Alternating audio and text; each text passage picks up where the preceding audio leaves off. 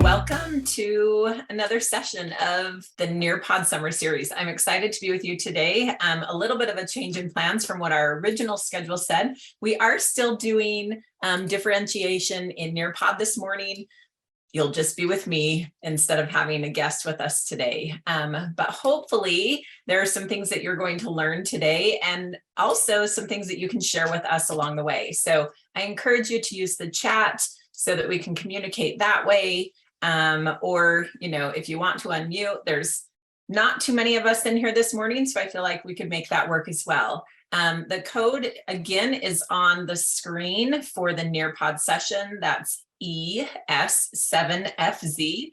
If this is your first time joining a Nearpod, you can enter that code at join.nearpod.com. If you're more comfortable, you can just follow along. You'll be seeing my teacher screen most of the time on the Zoom screen, and then you'll want to open this Nearpod session in a separate tab. That's the way that it works the best. There is credit available today, so I'll hand out that link at the end of the session. It is worth 1 certificate hour for attending. This code is going to live right here at the top of my screen. If for some reason you get kicked out or you join late, you'll want to go ahead and enter in that code. Again, if you have any questions, then you can enter those into the chat or just go ahead and unmute yourself. We can do that today with our group size, so we'll go with that as well. So differentiation in Nearpod. I think we're talking a lot right now about PCBL and differentiation. And so Nearpod has some really great tips and tricks and tools available to help us do this easily. As I mentioned, I'm Jamie Gardner from the Utah Education Network, and I'm a trainer and the product manager for Nearpod. We're super excited that we have a 5-year contract with Nearpod that will take us through the 2024 school year. So this is not one of those tools that's going to come and go. This is something that's going to be around for a little while. And with our awesome Utah contract, we get Premium Plus access. So I always encourage you, especially if you're new to using Nearpod, that you double check in your profile settings to make sure that you have access to Premium Plus and that your account doesn't just say silver. If it says silver, you got the bottom of the barrel that everyone gets. Your account needs to say Premium Plus so you get all the goods that we have. I've got a screenshot instead of a question. So we're going to on the fly ask this question.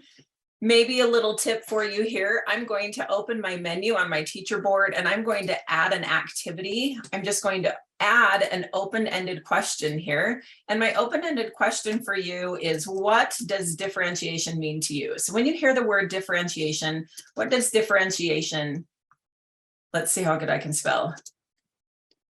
What does that mean to you? So I'm just going to ask this question on the fly. Since for some reason I've got a screenshot there, I think I know what happened.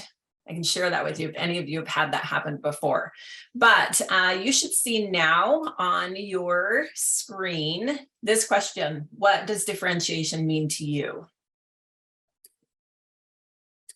And I didn't add a timer, but I'm going to give you about 45 seconds to answer this question. What you're seeing right now on the screen is my student screen. I can flip back and forth between my student and teacher screen up here at the top. So here in a second, I'll show you some answers. Okay, we've got some great answers coming in, giving each student what they need. Awesome. Ensuring that students are able to complete work on their level, customizing learning for individual students. It means to accommodate to students' diverse needs. All really great answers here. And yeah, that's differentiation, right? What I'm looking at now is my teacher dashboard, and the dashboard in Nearpod changed just a little bit this summer. So if you haven't jumped in lately, you might want to take a look. Not major changes, but a few this summer, just how we're sharing information and where our little buttons are, our icons. But you can see on my teacher dashboard, I have 80% of my students that are participating. I've been able to hide all of their names. I could also share this a different way by having the screen on a separate, not on my window, and then just sharing individually with you by clicking on the share button on the right-hand side. But since I trust all of you and your answers, I'm just opening this up and you can see the teacher dashboard as well. All students are able to learn and grow. I love that. Yes, that's important to us that our students are able to learn and grow. Student access the core and content based upon where they are. Love that. Where they are, we're meeting them where they're at. We're not trying to provide the same content to everyone in the same way, because we need to meet our students where they are based on their readiness, their interest, their learning profile. I love that. And learning profile. I haven't heard that word in a while, but that's an important part of differentiation, is just knowing our students and knowing what their needs are. Providing learning opportunity on all student levels. Great answers this morning.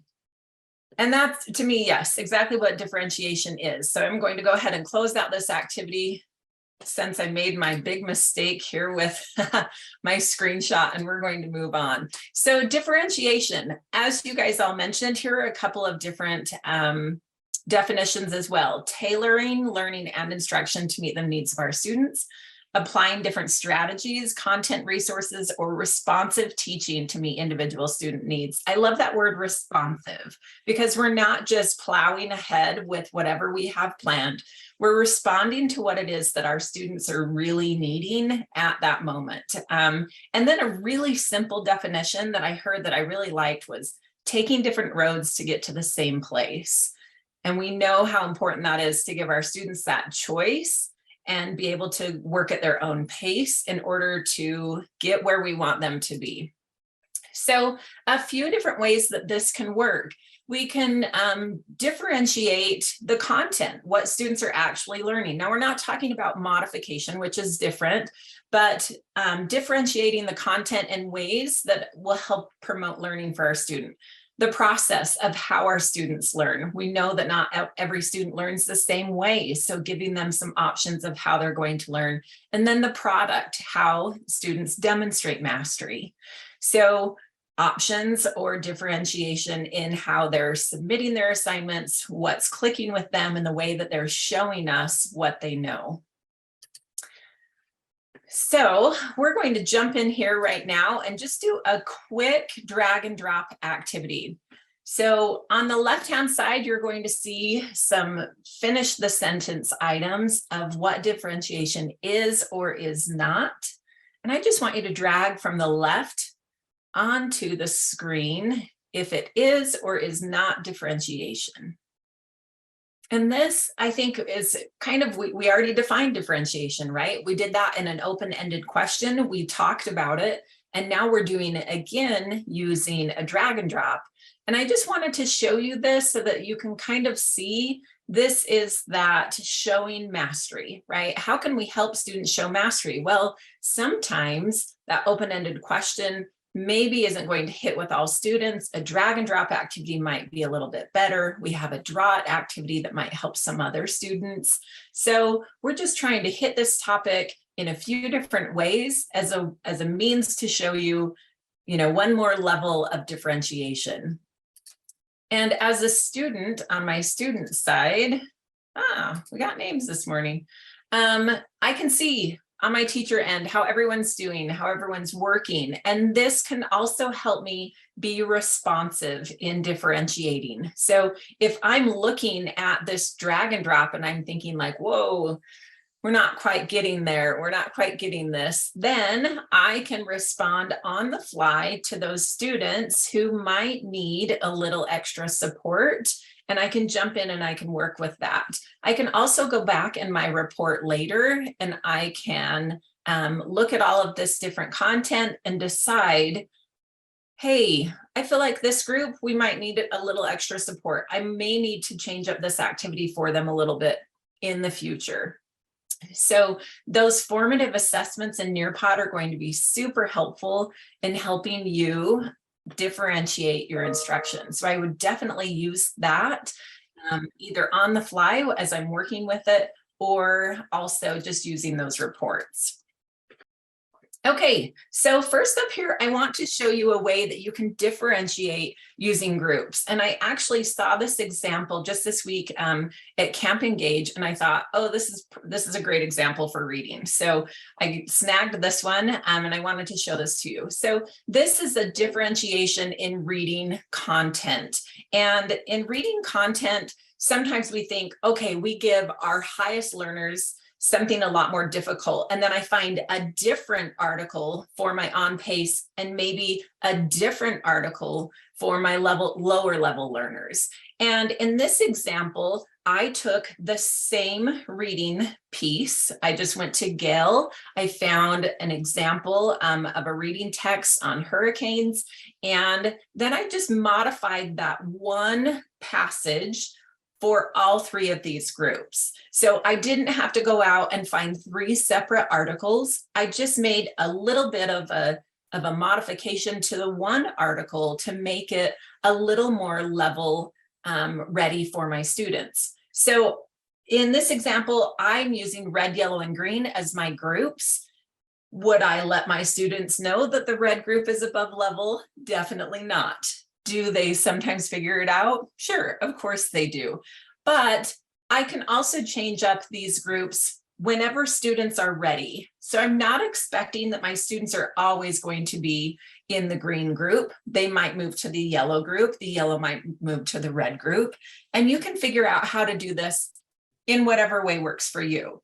So what I'm going to do is I'm going to use the feature in Nearpod that allows students to self-pace for a specific amount of slides. So in the bottom right-hand corner of my screen, I have this turn on self-pace mode, and I'm going to say that from slide 9, which is the one that I'm on, to slide, let's see, 12 will be my last one, you're going to be able to pace through on your own. So I want you to take a look at each of these leveled readings and determine what you notice. What do you notice from each of these different leveled readings? So self-paced is on. You should be able to self-pace through slide 12, which I believe is where I want to end. Yes.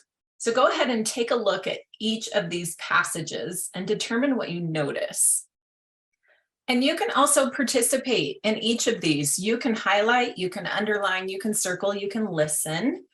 And go ahead and participate. And then in the chat, as you're looking through this, I just want you to add in that chat. What are you seeing? What do you notice between the 3? So let's talk about this a little bit. Things that we notice. There's sound added. Yes, perfect. So things that we might notice. And then I will show us again how I turned on this self-paced for just these few slides. So in this first passage is a little maybe beefier. This is the original passage. I believe in Gale, this was a Lexile level, maybe 4. It was a 3 or a 4. And that's a great guide for our students as well, right? We generally know what their Lexile reading levels are, and then choosing a passage from there, that can be our starting point of our on-level learners, or that can be maybe the starting point of our above level learners. And then we kind of adjust it from there. So this was the original passage. You'll also see in the instructions, I'm asking them to use the highlighter to highlight at least 3 important details in this text. So the instructions are a little bit, maybe more, I don't know, asking for something a little more specific than what you'll see later on. In my yellow group, which is my on-level learners, you'll notice that my yellow and my green articles are the same. The content, they're getting the same exact content, but some of those big words that maybe weren't important, I switched those up just a little bit to where this is a little bit easier to read. It doesn't have quite as much repetition as the other article did. And the instructions for this, same as that first group. In our third group here, which this would be our learners who are below level, same article as the on-level learners. So I didn't switch up the article at all. I didn't make any changes to it. What I added to this was just kind of some reiteration that if you can read this, please read this. But if you can't, then go ahead and press play and I'll read it to you. And you'll notice I didn't read the entire thing. I just gave you a little snippet. But that way, our students are giving it a try. They have the reading right there in front of them. They can follow along as I'm reading it to them.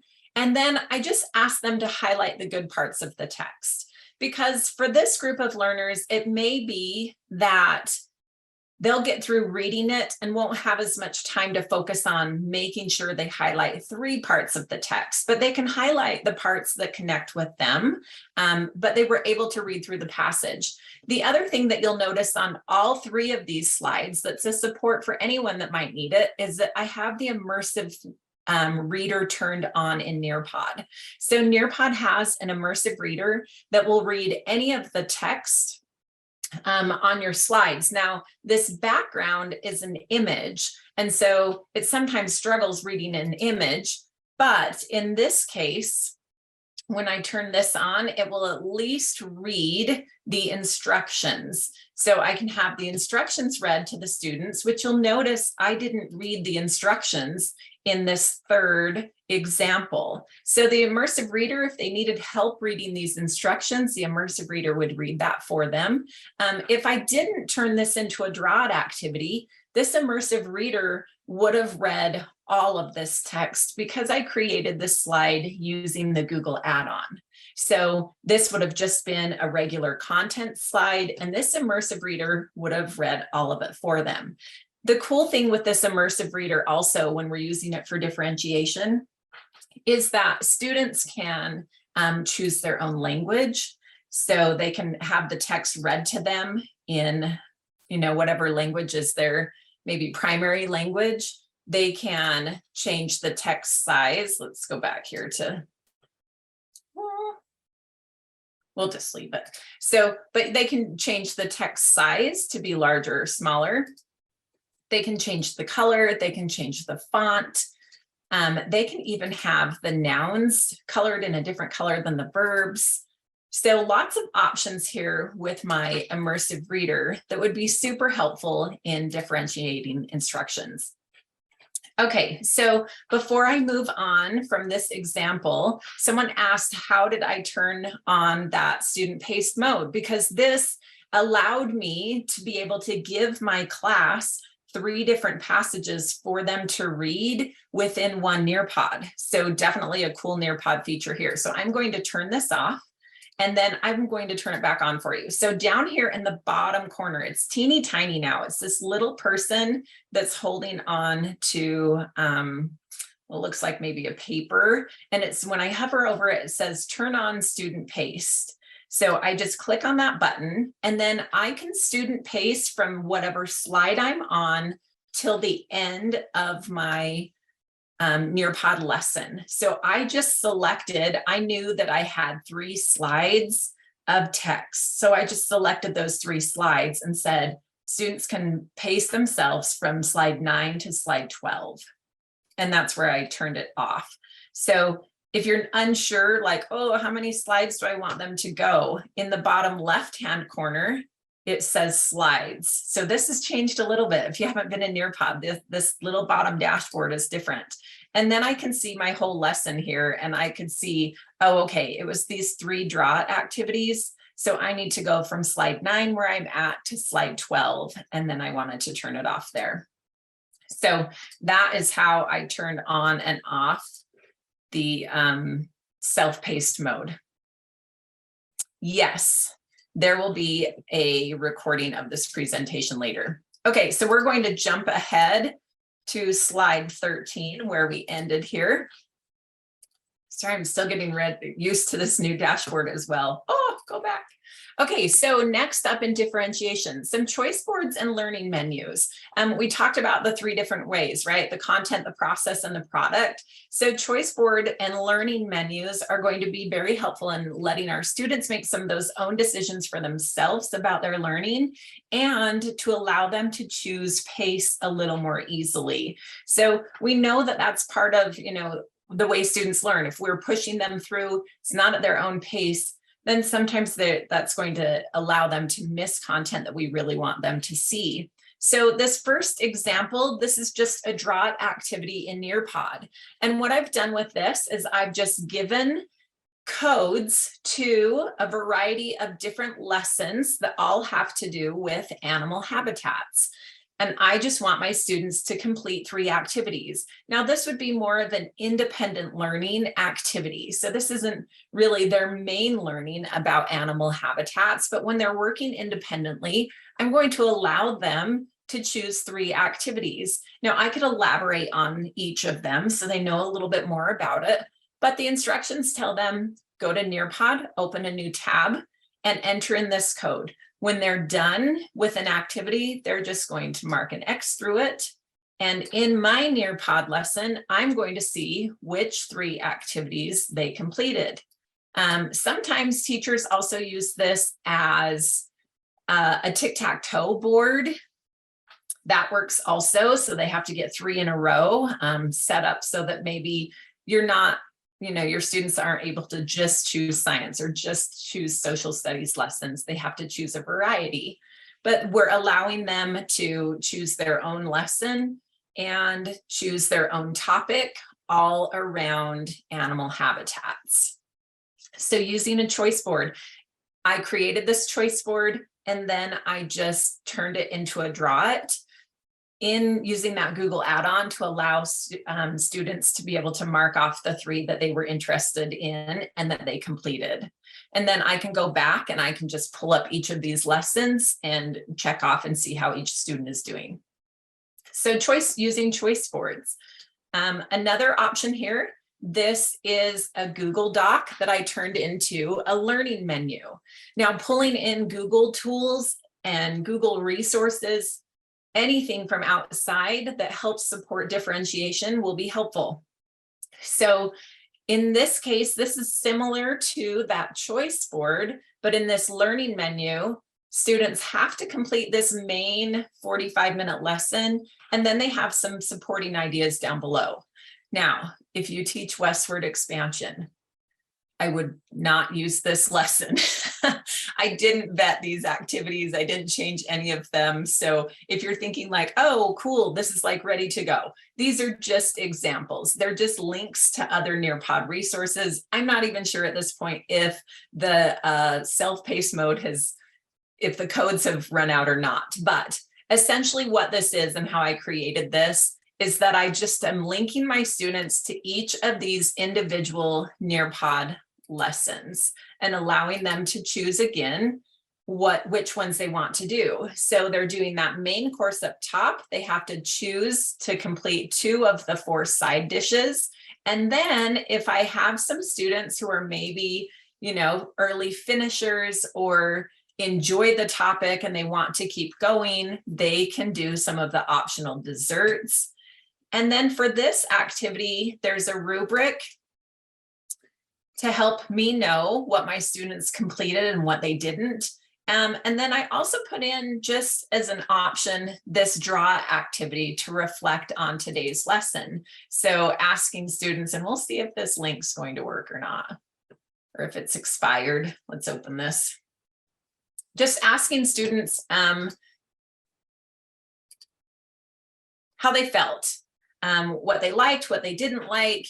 Was it easy? Was it hard? And this could be kind of my little check-in for knowing, do I move on with my students? Are they ready to move on? Or do I need to reteach a few things? So just a little bit different than the choice board.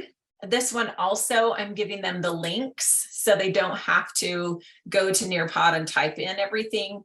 They can just open up the link from each item that they want to explore. Did I do anything different for each student? Did I modify any of these? I did not. I just pulled what I would have already used to teach this topic into one learning menu. Okay, last here on our list, formative assessments and reports. So Data is helpful when we're differentiating. Using the different formative assessments that we have available to help us guide instruction is going to help us know what do our students need, where are our students at, so that we can meet them at that place rather than just plowing ahead in that middle lane thinking I'm going to catch as many students as I can by staying in this area. Using those formative assessments, we're going to be able to see where our different groupings can happen and maybe which groups need a little bit more support. So we saw the drag and drop activity and we saw an open-ended question. This is just using a draw it activity to determine where our students at. This is kind of that exit ticket idea. You can go ahead and play with this if you want to, but this is just a simple draw it activity. And you could throw this up for every topic that you're teaching. You could use this, you know, at the end of a unit. You could use this earlier than that, hopefully, while we're just teaching each topic to know, did we get it? Are we still working on it, which is fine? Or do we have groups that maybe need some extra support?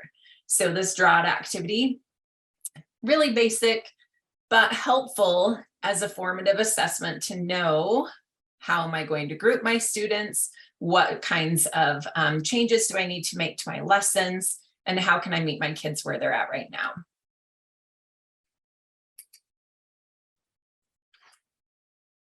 Here's a drag and drop, a little bit different drag and drop activity.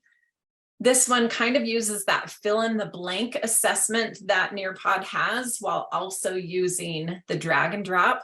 But in this activity, we're measuring and we are determining which pencil is longer. This is one of my favorite pre-made drag and drops. I can just grab this one straight out of Nearpod. I don't have to make any modifications to it, and I did not build this on my own, but I think it's a cool manipulative idea and allowing my students to show what they know. If you haven't used the drag and drop yet, one thing to tell you about this activity is that in order to get text and this block on one screen, these numbers were used as images. So they are each images, and along with this red block that's an image as well. So using formative assessment, good way to determine what our students know and how to progress from there. Looks like some of you are playing with this drag and drop as well, giving it a try. And again, if I'm using Nearpod and I have my second screen up and I want to see how my students are doing, see what they're understanding, then I can just pull up my teacher dashboard, and on right then I know, you know, what are my students' needs, and maybe from here I even group them differently for the next activity. So I could on the fly use this as my formative assessment to then create my groups and turn on that self-paced mode, and determine which groups need a little bit more support, which groups are okay moving forward. Awesome. So we have a question. How did I turn on the reader and add voice recordings to my drawings? Perfect. I'm going to show you how to do that. So let's move on to this last little bit here. And this is the new reports. So Nearpod did update their reports probably a week ago. So I've been hearing that it's coming all since probably like March, and finally they did do an update. So the cool thing about this update is that the default view that you're going to see is your student participation view. So what you're seeing right here on my screen is a look at the new reports. And I would encourage you to go in and look at it. But this is participation by student. So it's not correct answer, this first screen, and I've just blocked out student names over here, but this is participation. So my overall participation by the class, and then my overall participation by student. But then it also breaks it down per activity. So I have a better overview of how my students are interacting with the lessons. But then I can drill down further into each question, and I can see each question and know how my students are doing. So this was overall how they answered this poll, but below this, I would see each of my students and their answers. So using this data is going to be super important in helping me know how to differentiate my lessons, how to do my groupings, how to determine, which students need a little extra support. And I can also see kind of a better picture over time of, do my students interact more with the draw it activities? Do they answer more of the questions in the videos? What mediums are they really connecting with, so that I can try and do that more in my lessons, or I can improve and do better with some of my other assessments. So I would encourage you to take a look at each of those new reports and see how you can start using that in your classroom to differentiate instruction. And maybe you just, go back and look at some of the reports that you've pulled in the past and kind of see what you can grab from that. So make sure you're using those reports and also check out those new ones. Okay, so we're at about 9:35. I was planning today to go to about 9:45. So I've got 10 minutes to show you a few of the ways and actually how I did some of the things that we've talked about. So adding the Immersive Reader and adding the recording to my draw it activities. So I'm just going to open my Nearpod. And turning on the Immersive Reader, this is where I mentioned that you'll want to make sure you have the Premium Plus account. So once I've logged into my account, if I click on my profile, I should see Premium Plus right here. If yours says Silver, you need to get with your school district or your charter school administrator and ask them to add your email address to their Nearpod account. And that will upgrade you to Premium Plus. If for some reason you don't know who that is, you can reach out to me and I can help you with that. Most of the time you can go to your principal or your ed tech in your building and they will know. So turning on the Immersive Reader, right here under Lesson Settings, I'm going to click on Lesson Settings, and the second grouping down is Accessibility Settings. And I can turn on and enable the Immersive Reader. Now remember, with this Immersive Reader, it only reads text. It can't read images. So that means that it will read the instructions to my draw it activity, but my draw it is an image, so it can't read that portion.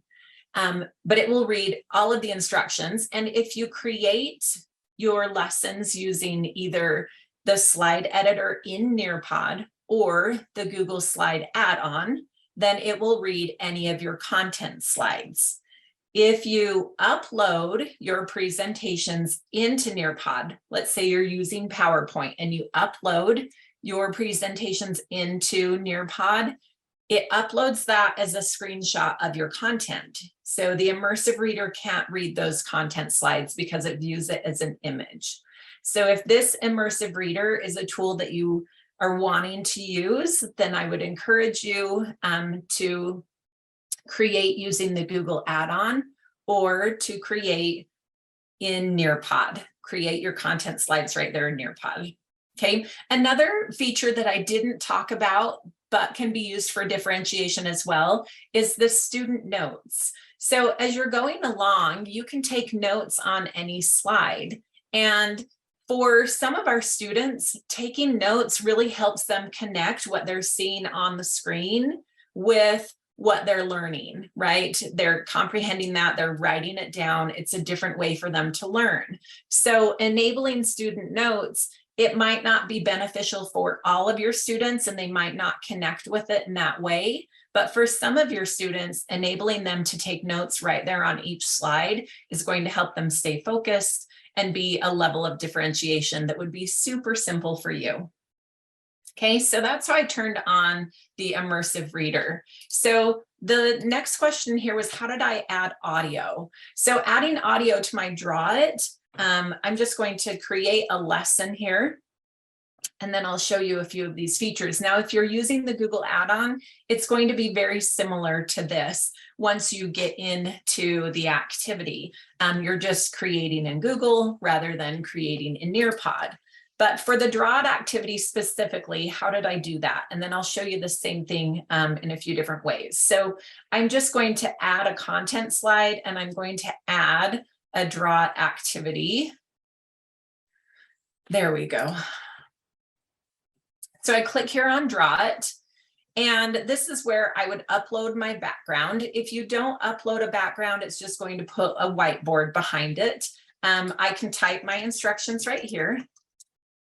But how I added the audio, right here I have my reference material. So I could add a video I want them to watch. I can add an image that I want them to watch. I chose audio recorder. So it's a built-in feature right here. I just click on audio recorder, and then I click on the red microphone icon. And now I can record my instructions. I can also record anything. So you might not see it right there. It's still recording. So what I did was I just clicked on the audio recorder. I had my draw background set up, and I just started reading, and I read through that slide. And then when I was done, I just clicked down on my instructions. It's still recording. I just press pause. I can play it to see if this is what I want. I can trim the front and the back. So if I pause for a minute while I'm moving this little instruction tab up and down, I can trim that front part off. And then I can get rid of it if I want to start over, or I can save it.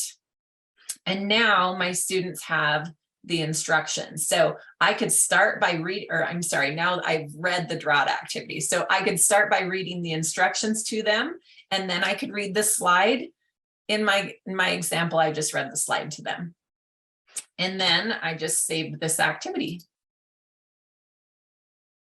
Can I change a pre-made Nearpod slide to a draw and read the passage? Yes. So right here, let me just add a content slide real quick. I'm just going to, let's see, we'll just put some content on here. Okay, so I have a slide right here, and I can do this in my Google Slide Editor also. So if my Google Slide Editor, or if I'm in my Google add-on, I can do the same thing.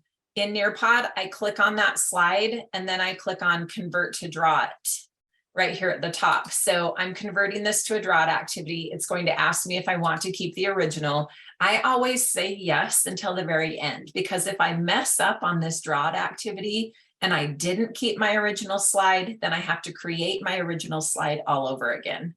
Okay, so now I have this as a draw it. So now I'll open the drawed activity here. And this is our workaround. So if you create in Google Slides, you cannot add audio to a slide. So this is our workaround for that, is that we turn that slide into a draw it, and then we add the recording. So here's my slide, right? Any slide, make it a drawed activity, then I add my audio recording. Yeah, so if you're using the Google add-on, that's the way to add audio to any of your content slides to have your slides read. But just remember that the Immersive Reader will read all of your content slides when it pulls in. But if using that Immersive Reader is a little tricky for your students and you'd rather them just click play and have you read it for them, then just turn it into a draw it. And that's definitely the best option for them. Okay, any other questions? I appreciate all of you joining. Have a great rest of your morning.